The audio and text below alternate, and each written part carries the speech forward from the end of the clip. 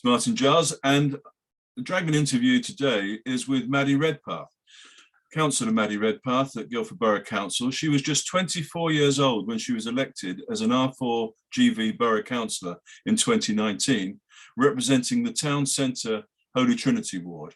She was raised in Guildford and attended county school before studying at Exeter University. She now works as an engineer and, while hoping to become a homeowner, is currently renting in the town centre. Maddy, thank you for giving your time for this interview at the Guildford Dragon. Thank you for inviting me, Martin.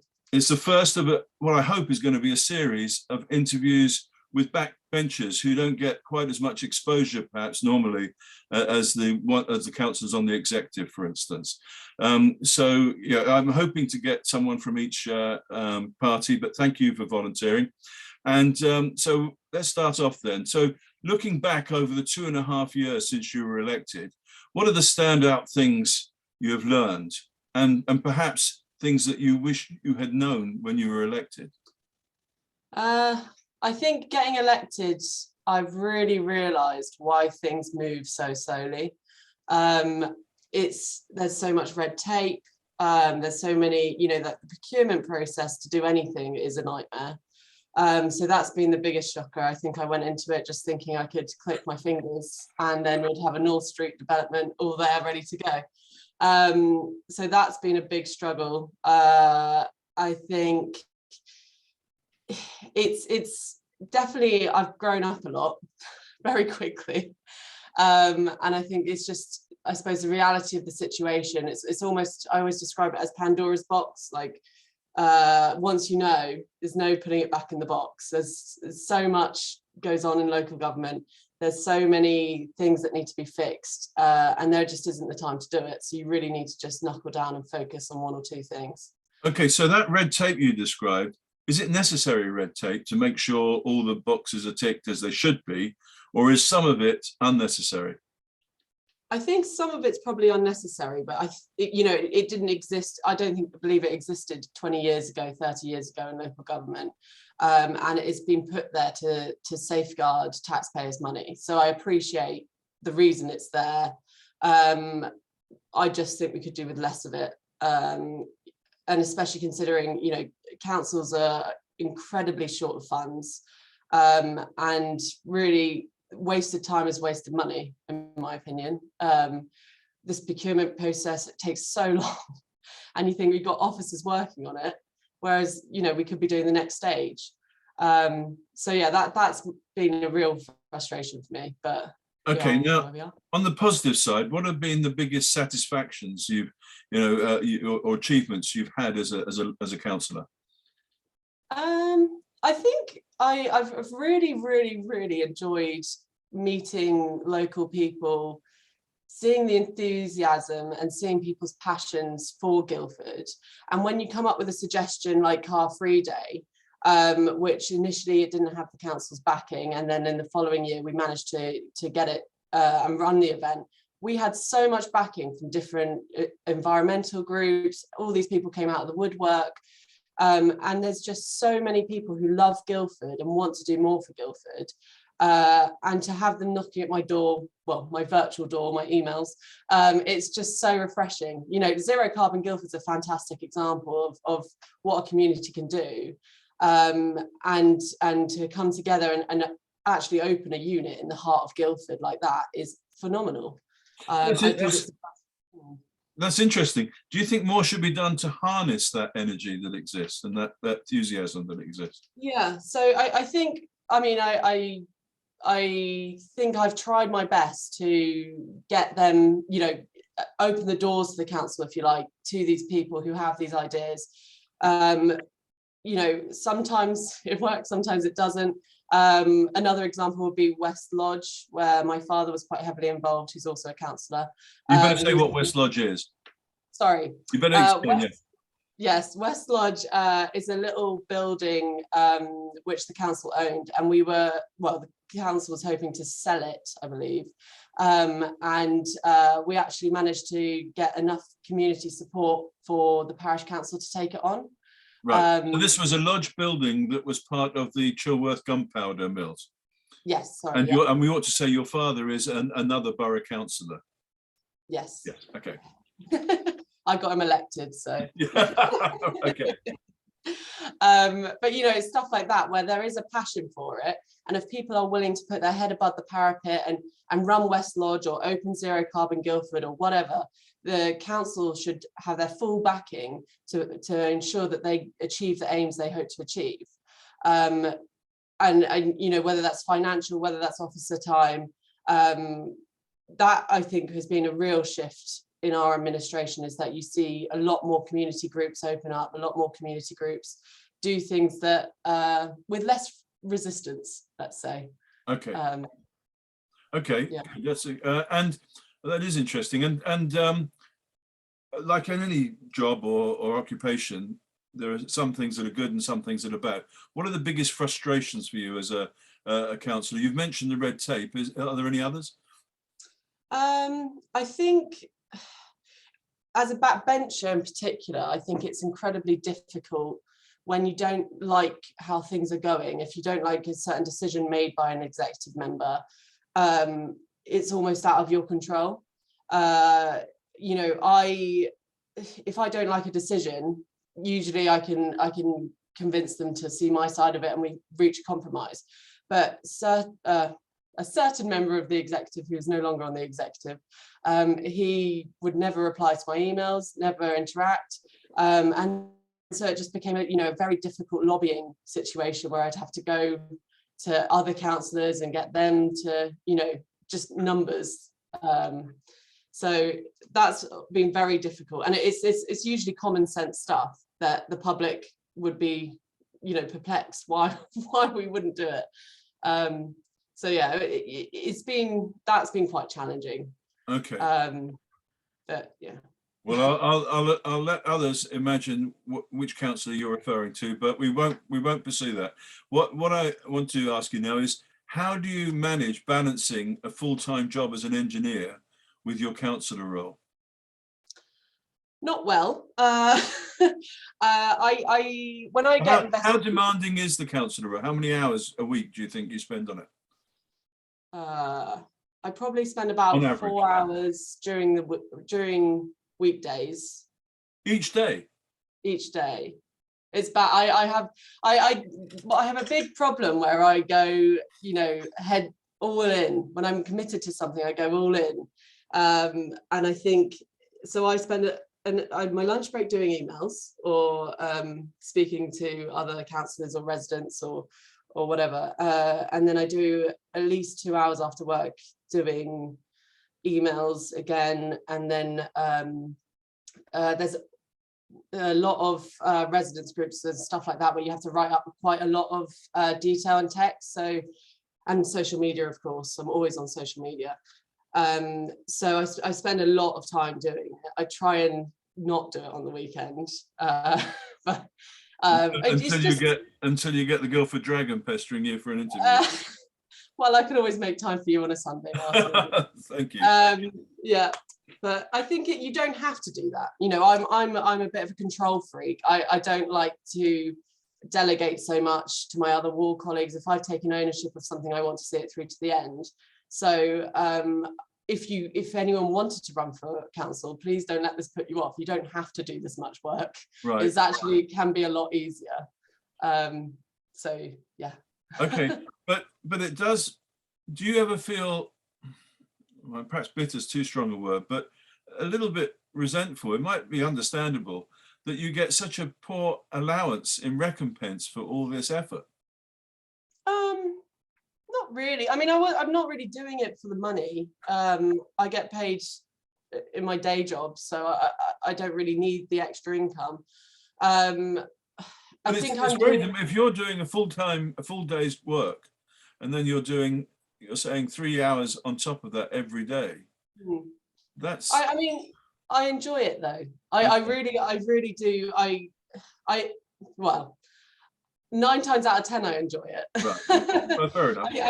I don't think it's it's not really about the money for me. For me, it's more about keeping on the theme of Car Free Day. I lobbied so hard to get that done, and it was heartbreaking that we couldn't do it the first year. And then to have it actually happen and have seeing the high street so busy in the upper high street, that's the reward for me. It's not the money, oh, you know, I spent X number of hours on this and I got paid X amount. It's that sort of provoking change. That's what I got elected to do. Okay.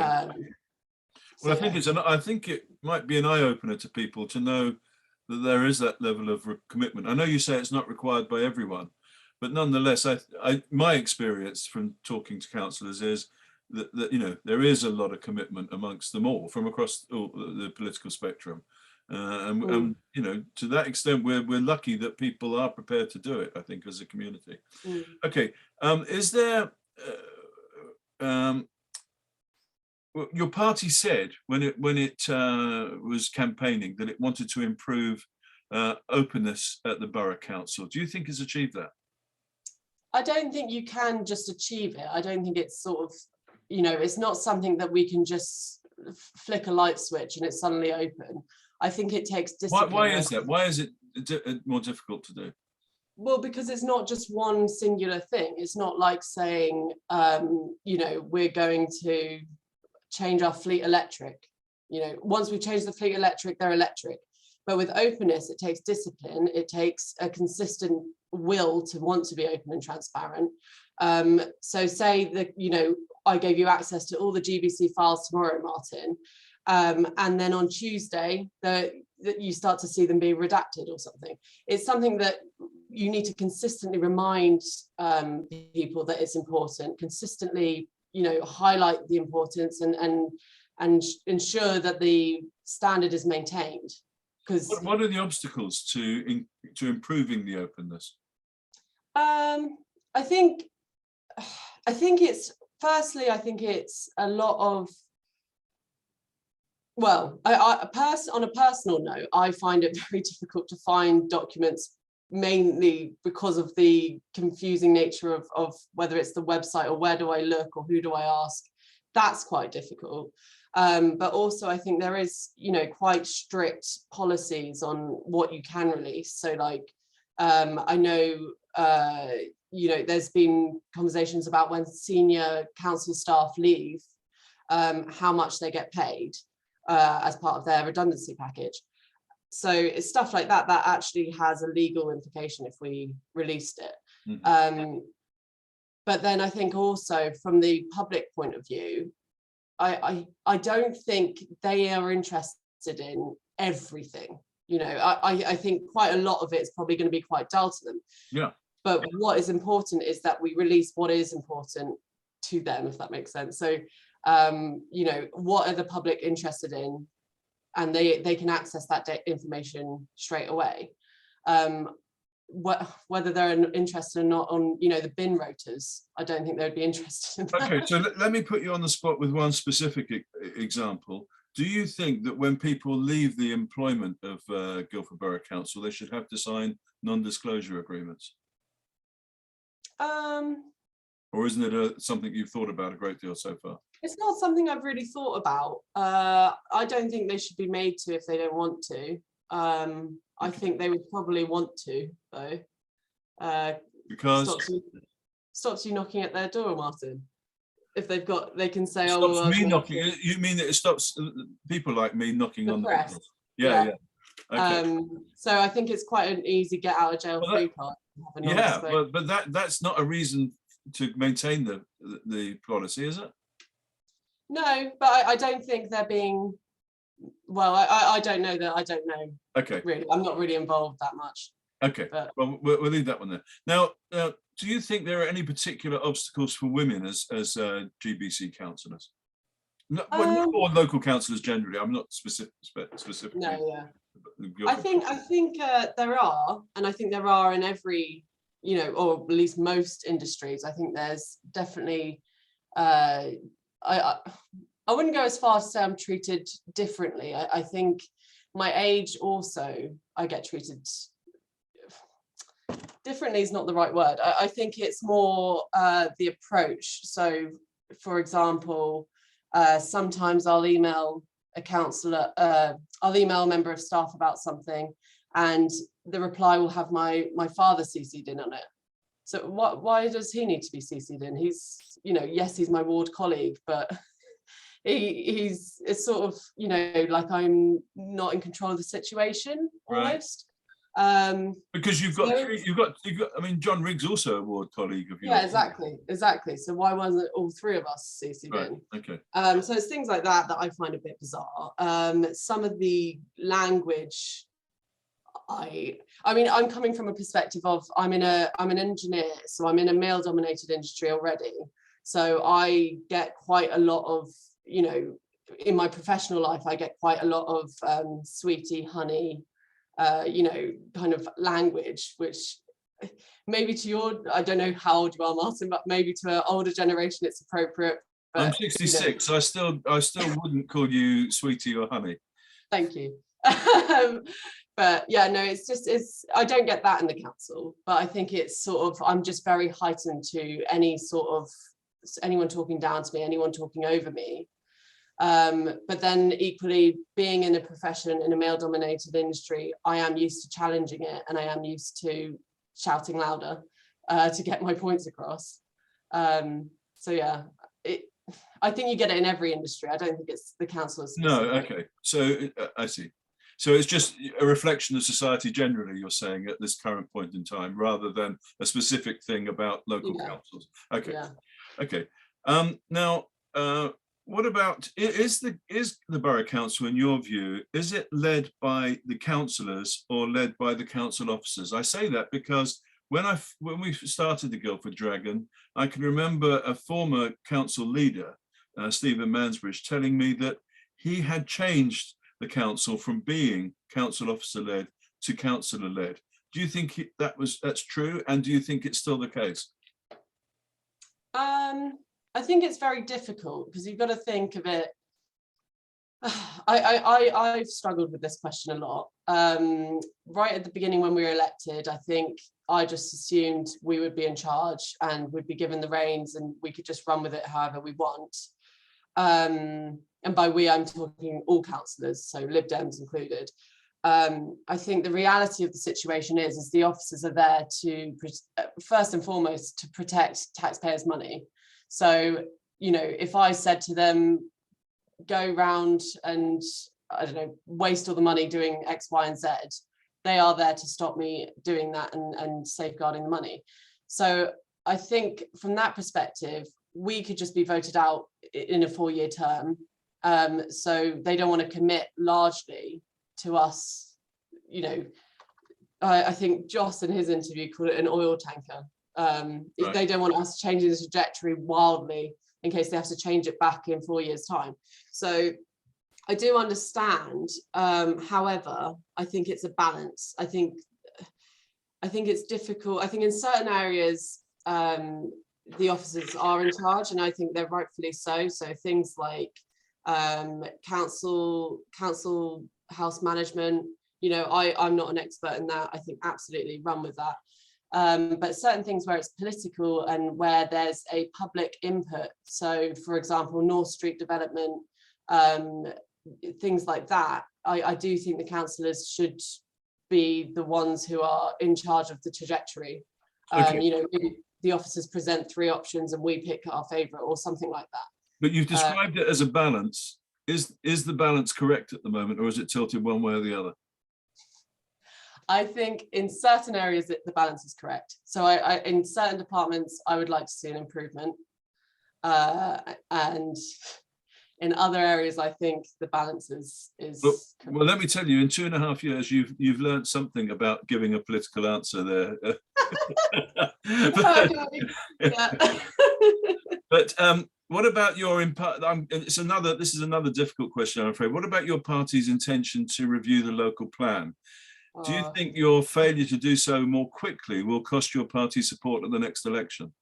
I mean, it's clear that people in the villages, some of whom voted for R4GV, are really quite annoyed with the fact that the review hasn't taken place, and they're still, desperately hoping that something can change to stop the developments which they don't like.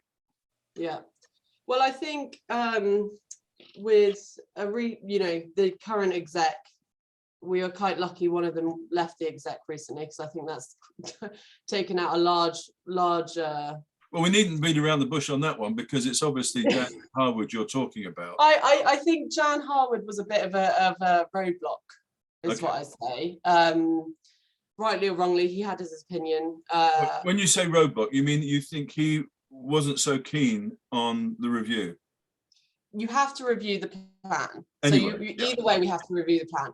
The argument is how thoroughly we review the plan. Okay. You know, and I don't believe, but previously, I don't believe we were doing it in a meaningful way that people in the villages would be happy with. I think, yes, we probably lost support in the villages. Around my area, it's not a big issue, but I completely accept that we've probably lost support, but it's sort of, we are trying our best. We are 16 people out of 48. And who else are they going to vote for? I know that's an awful thing to GGG, say, for instance? but well, GGG, but we work very closely with GGG. And I think, I think if you interviewed Ramsey tomorrow, he would agree that we are trying our absolute best to get this plan meaningfully reviewed. But the other thing I'd point out is, if we look at the May elections this year, Colin Cross got elected in the Surrey County Council elections as one of R4GB's first Surrey County councillors. So would he have got more votes if we had started the local plan review? Sure. But people still turned up, they still voted for him, and he still got elected. Okay, but GGG didn't stand there, did they? And can you foresee GGG and R4 standing against each other at a local election? No, I don't. I can't see that happening. I think we are very close. Well, personally, I'm very close to all the GGG members. I think we have common aims in that we're both local parties. We're here to represent our constituents, and none of us have, want to be the next MP, for example. So I think we have common aims, and for us to run against each other could split the vote and let a Tory in, which is what you saw in Shear, where Green Party ran and GGG Party ran, and the Conservative got in. So really, we've got to look at the bigger picture and what's more important. Okay, so after everything you've said now about the challenges of being a local councillor, do you intend to stand again at this current moment in time? Do you intend to stand again in 2023? I do. I will be approaching my 30s, so getting a bit old for it now, Martin. Oh yeah, terrible. No, I do. I think I am really enjoying it. I think for all the, 9 times out of 10, it's great. And I think you see the difference in how people speak to you on the door, or how they speak to you in the email. So I do think I am making a difference, I like to think. And I'd love to do it for another 4 years if they elect me. Okay, and would you recommend other people of your age group standing as well? I wouldn't only recommend it, I would carry them through it. I mean, I think we desperately need younger people in local politics, and we desperately need younger people to pay attention to local politics. Whenever I meet anyone who is at all engaged, I try and lobby them to run for council, because I think it's so important. But I don't think, age is obviously just a number, but what we need is people who are committed and want a change in Guildford, and willing to fight tooth and nail to get the change. Whether that's, 1 hour a week or 3 hours a day, or, whatever. We need people to stand up and put their heads above the parapet and run for council. Councillor Maddy Redpath, thank you very much for your time. And if I may say, thank you very much for being so forthright in this interview. Thank you, Martin.